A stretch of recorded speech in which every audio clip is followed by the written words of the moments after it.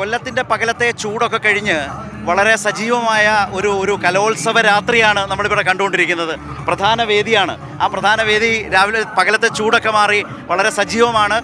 ഇങ്ങനെ നല്ല പരിപാടികളൊക്കെ അവതരിപ്പിച്ച ശേഷം ഇങ്ങനെ പോകുന്നതൊക്കെ നമുക്ക് കാണാം. ഇത് എല്ലാ കലോത്സവത്തിൻ്റെ ഓരോ കാഴ്ചകളാണ്. അപ്പോൾ ഇങ്ങനെ ഓരോരോ കാഴ്ചകളാണ് നമ്മളിവിടെ ഇങ്ങനെ കണ്ടുകൊണ്ടിരിക്കുന്നത്. ഇങ്ങനെ പരിപാടി കഴിഞ്ഞു പോകുന്നവരുണ്ട്, ഇപ്പോഴും ആവേശകരമായി നിൽക്കുന്നു. ഇതിനിടെ പൊട്ടും വളയും വയ്ക്കുന്ന മനുഷ്യരുണ്ട്. അപ്പോൾ വളരെ ആവേശകരമായ ഒരു രാത്രി കാഴ്ച കാണാം എന്നോർത്ത് ഇങ്ങനെ കറങ്ങി നമ്മളിങ്ങനെ ഒന്നാം വേദിയിലൂടെ ഇങ്ങനെ വരുമ്പോഴാണ്. ഹലോ, ഇതാരിത്? കിഷോർ, നാട്ടിൽ കലോത്സവം കാണാൻ ഇറങ്ങിയാണോ? അതെ, തീർച്ചയായിട്ടും കലോത്സവം നമ്മുടെ ഭയങ്കര വൈബുള്ള സാധനം. നമ്മുടെ സ്വന്തം കിഷോറാണ് ഇവിടെ ഈ കലോത്സവത്തിന്റെ മുമ്പിൽ ഇങ്ങനെ വളരെ സൈലന്റായി ഒതുങ്ങി നിന്ന് ഈ പരിപാടികൾ കണ്ടുകൊണ്ടിരിക്കുന്നത്. എപ്പോ എത്തി? ഞാനൊരു 10 മിനിറ്റ് ആയുള്ളൂ. നമ്മുടെ ഈ കൊട്ടാരക്കര എഴുകോൺ എന്ന് പറയുന്ന ഒരു സ്ഥലത്ത് നമ്മുടെ ഒരു പുതിയ സിനിമ നടന്നുകൊണ്ടിരിക്കുകയാണ്.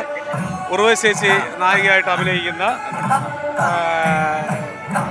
നമ്മുടെ ജഗദമ്മ 7ാം ക്ലാസ് സ്റ്റേറ്റ്. അതിന്റെ ഇന്നത്തെ ഷൂട്ട് അവസാനിപ്പിച്ചിട്ട് ഇറങ്ങിയതാണ്. അതിവിടെ എഴുകോണാണ്, കൊട്ടാരക്കര അടുത്തല്ലേ? കൊട്ടാരക്കര അടുത്താണ്.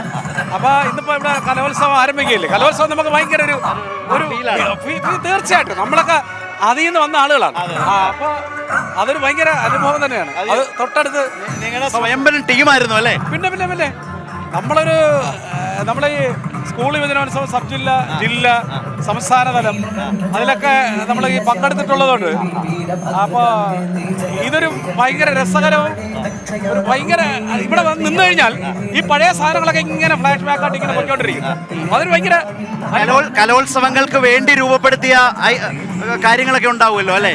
പിന്നെ തീർച്ചയായിട്ടും അതുകൊണ്ട് കലോത്സവത്തിന് വേണ്ടി മാത്രം രൂപപ്പെടുത്തിയ ഇതും പിന്നെ അതല്ലാതെ തന്നെ നമ്മുടെ കയ്യിലുള്ളതും അതൊക്കെ നമ്മളിങ്ങനെ ഓരോ സാധനങ്ങൾ ഇപ്പൊ നാടകനൃത്തം നടക്കുക. ഇപ്പൊ നാടകനൃത്തം ഇത് കണ്ടുകൊണ്ടിരിക്കുമ്പോൾ നമുക്കിപ്പോൾ സ്വാഭാവികമായിട്ട് തോന്നുന്നത് പറഞ്ഞാൽ നമ്മുടെ കാലഘട്ടത്തിൽ ഒരു 89-90 കാലഘട്ടത്തിൽ നമ്മളെ കണ്ട നാടകനൃത്തം അല്ല. ഇപ്പൊ ഭയങ്കര കുറച്ചുകൂടെ ടെക്നോളജിയും കൂടെ വന്നു തുടങ്ങി അല്ലേ? ടെക്നോളജി, കോസ്റ്റ്യൂം, അവരുടെ പെർഫോമൻസ് അതൊക്കെ ഭയങ്കര രസകരമല്ലേ. അതിന്റെ ഒരു അല്ല മൂവ്മെന്റ്സ് ഭയങ്കരമായി പറയും. ഒരു കണ്ടംപററി ഡാൻസിന്റെ ഷെയ്ഡ്സ് ഭയങ്കരമായി വന്നു. അയ്യോ അത് അതാണ് ഞാൻ പറഞ്ഞത്. വർഷങ്ങൾ കൂടുന്നതിനനുസരിച്ച് ഓരോ കലാരൂപത്തിന് അപ്ഡേഷൻ ഇങ്ങനെ വന്നുകൊണ്ടിരിക്കും. ഇത് നമ്മള് നേരിട്ടോ അല്ലെങ്കിൽ മാറി നിന്നോ കണ്ടില്ലെങ്കിൽ നമ്മൾ ഔട്ട്ഡേറ്റഡ് ആയി പോകും. അങ്ങനെ ഒരു വലിയ പ്രശ്നം ഇതിനകത്തുണ്ട്. ഒട്ടും ഔട്ട്ഡേറ്റഡ് ആവരുത്. എനിക്ക് പോയി, നമ്മളെ സംബന്ധിച്ചിടത്തോളം പോയി. അതുകൊണ്ട് ഇങ്ങനെയുള്ള കലോത്സവങ്ങളിലൊക്കെ ഞാൻ പതുക്കെ പമ്മി ഏതെങ്കിലും ഞാനത് ആലോചിച്ചത്, ഞാനൊരു നൈറ്റിന്റെ വൈബ് പിടിക്കാം എന്നും പറഞ്ഞ് ഇറങ്ങിയപ്പോ ഒരാള് ഈ പൊട്ട് കച്ചവടക്കാരന്റെ നൈസായിട്ട് അതിന്റെ ഷെയ്ഡിൽ ഇങ്ങനെ നിൽക്കുകയാണ്. ഞാനിതുപോലെ ഇങ്ങനെയുള്ള വേദികളില് അങ്ങനെ മുമ്പിലൊന്നും അങ്ങനെ ഇരിക്കാറില്ല. ഏതെങ്കിലും ഒരു വശത്ത് നിന്ന് ഇത് ആസ്വദിക്കുക എന്നുള്ളത്. നമ്മുടെ മുമ്പിൽ ഇരുന്ന് കഴിഞ്ഞാൽ ആസ്വാദനം നടക്കൂല. പ്രത്യേകിച്ച് ഒരു ആർട്ടിസ്റ്റ് എന്നുള്ള നിലയിലേ ഇതിൽ വരുന്ന മനുഷ്യരുടെ ഒരു പെർഫോമൻസ്, അവരുടെ ഒരു എക്സ്പ്രഷൻസ് അതൊക്കെ ഒബ്സർവ് ചെയ്യാറുണ്ട്. പിന്നെ തീർച്ചയായിട്ടും അതിലാണ് നമ്മൾ എപ്പോഴും ഒരു കലയുടെ ആസ്വാദനം നമ്മൾ കാണേണ്ടത്. ഈ ആസ്വദിക്കുന്നവന്റെ കണ്ണിലും അവന്റെ റിയാക്ഷനിലുമാണ്. അത് നമുക്ക് ഇങ്ങനെ മാറി നിന്ന് കഴിഞ്ഞാൽ നമുക്ക് ഭയങ്കരമായിട്ട് നമുക്ക് പിടികിട്ടും. ഇപ്പൊ എന്തോരം വീഡിയോ വൈറലാണല്ലേ? ഭയങ്കരമായിട്ട്. കാരണം അവൻ അങ്ങ് അഭിനയിക്കുകയാണ്, അല്ലെങ്കിൽ അതിൽ മുഴുകി ചേരുകയാണ്. അതെ തീർച്ചയായിട്ടും വീഡിയോസാണ്, വൈറൽ വീഡിയോസാണ്. അത് ഭയങ്കര രസമാണ്. ഇവരുടെ റിയാക്ഷനിലാണ് ഇപ്പോഴുള്ള ഏറ്റവും വലിയൊരു പ്രത്യേകത എന്ന് പറഞ്ഞാൽ നടക്കുന്ന സാധനത്തിന്റെ പെർഫോമൻസിന് അപ്പുറത്തേക്ക് ഇത് കാണുന്നവന്റെ റിയാക്ഷനിലാണ് ഭയങ്കര കാര്യം. അല്ല, ഞാൻ ചോദിക്കുന്നത് ഈ കലോത്സവത്തിന്റെ ഒരു ഇഷ്ടമുണ്ടല്ലോ. കലോത്സവ ഇഷ്ടങ്ങളിലെ കൂട്ടുകാരൊക്കെയാണ്? കലോത്സവ ഇഷ്ടമുള്ള കൂട്ടുകാർ ഒരുപാട് പേരുണ്ട്. നമ്മൾ പഠിച്ച സമയത്തുള്ള കൂട്ടുകാർ. അവർ ഈ പറഞ്ഞതുപോലെ ഈ മത്സരങ്ങളുമായി ബന്ധപ്പെട്ട് അത് മാത്രം നിന്ന് പിന്നെ പല പല മേഖലകളിലേക്ക് അവർ മാറി. ഒരുപക്ഷെ ഇപ്പോൾ പറഞ്ഞു കഴിഞ്ഞാൽ തന്നെ അവരെ പേര് പറഞ്ഞാൽ ഒരിക്കലും ഐഡൻറ്റിഫൈ ചെയ്യാൻ പറ്റില്ല. പലരും പല ഡിപ്പാർട്ട്മെൻറ്റിൽ ഉദ്യോഗസ്ഥരായി, പലരും പിന്നെ ഗൾഫുകളിൽ ബാക്കിയുള്ള കാര്യങ്ങളിലൊക്കെ ആയിപ്പോയി. എങ്കിലും കുറേ പേരുണ്ട്. ഈ ശ്യാം, ദീപു, പ്രിയ, ദീപ, ഞങ്ങളൊക്കെ ഒരുമിച്ച് ഈ പറഞ്ഞതുപോലെ തന്നെ സുനിൽ, ഞങ്ങൾ ഈ സബ് ജില്ലാ യുവജനോത്സവം, ജില്ലാ യുവജനോത്സവം, ഇതിനൊക്കെ ഞങ്ങളൊക്കെ എന്ന് പറഞ്ഞാൽ എൻ്റെ സ്കൂളിൽ ഒരു ഗ്രാമപ്രദേശത്തുള്ള ഉഴമലയ്ക്കൽ, നെടുമങ്ങാട് താലൂക്കിൽ ഉഴമലയ്ക്കൽ ശ്രീനാരായണ ഹൈസ്കൂളാണ്. അപ്പോൾ അവിടെ നിന്ന് സബ് ജില്ലയിലൊക്കെ പോകണം എന്ന് പറഞ്ഞു കഴിഞ്ഞാൽ ഈ ആവേശമാണ്. ഞാനിപ്പോൾ കോഴിക്കോട് നിന്ന് കുട്ടികളോട് പറഞ്ഞു, നിങ്ങൾ കഴിഞ്ഞ പ്രാവശ്യമൊക്കെ കോഴിക്കോട് നിന്ന് വീട്ടിൽ നിന്ന് പോയി കലോത്സവത്തിന് പങ്കെടുത്തു, ഒരു സുഖവുമില്ല. പക്ഷെ കോഴിക്കോട് നിന്ന് കൊല്ലത്ത് വന്ന് യാത്ര ചെയ്ത് ദിവസങ്ങൾ പങ്കിട്ട് അല്ലെ കൂട്ടുകാരുമായി യാത്ര ചെയ്ത്, അയ്യോ അതൊരു ഭയങ്കര ഇതാണ്. അന്ന് പിന്നെ ഇത്രയും വലിയ ട്രാൻസ്പോർട്ടേഷൻ ബാക്കി സംഭവങ്ങളൊന്നും ഇല്ലല്ലോ. ഞങ്ങൾ നാടകത്തിന് കൊണ്ടുപോകുന്ന ചെണ്ട പോലും ഞങ്ങൾ നടന്ന് തലയിൽ ചുമന്നിട്ടാണ് നാടകത്തിൻ്റെയും മറ്റും നാടകത്തിൻ്റെ ഒക്കെ ചെണ്ട വാദ്യോപകരണങ്ങൾ കൊണ്ടുപോകണം. അങ്ങനെയാണ്. പിന്നെ മാത്രമല്ല അന്ന് 3 രൂപ 50 പൈസയാണ് സബ് ജില്ലാ യുവജനോത്സവത്തിലേക്ക് പങ്കെടുക്കാമെന്ന് ഒരു കുട്ടിക്ക് ഒരു സ്കൂളിൽ നിന്ന് കിട്ടണം. 3 രൂപ 50 പൈസ.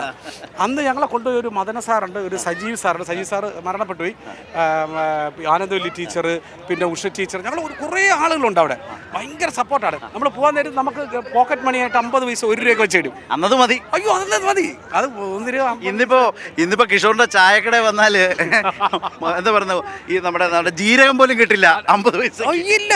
അയ്യോ കാലഘട്ടം മാറിപ്പോയി. അത് മാത്രമല്ല നമ്മളൊക്കെ താമസിക്കുന്നത് ഈ പറഞ്ഞതുപോലെ സ്കൂളിലാണ്. അന്ന് സ്കൂളിലും പിന്നെ ഈ കുളിയും നനയും ഒക്കെ അതൊക്കെ ഭയങ്കര രസം. ഈ കൂട്ടായ്മ ഭയങ്കര രസമാണ്.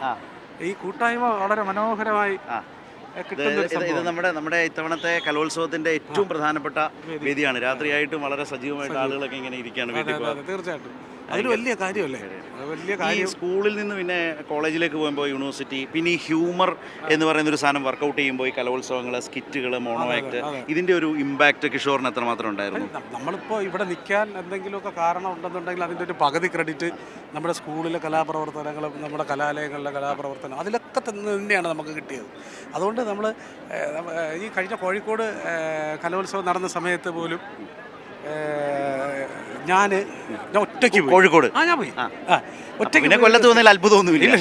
നമ്മുടെ ഇത് നമ്മുടെ ഒരു എന്നെ സംബന്ധിച്ചിടത്തോളം എൻ്റെ മാത്രമല്ല കലാകാരൻ എന്നുള്ള രീതിയിൽ നമ്മുടെ ബ്ലഡിൽ അലിഞ്ഞു ചേർന്നിരിക്കുന്ന ഒരു വലിയ കാര്യമാണ്. എല്ലാം മാറിപ്പോയില്ലേ?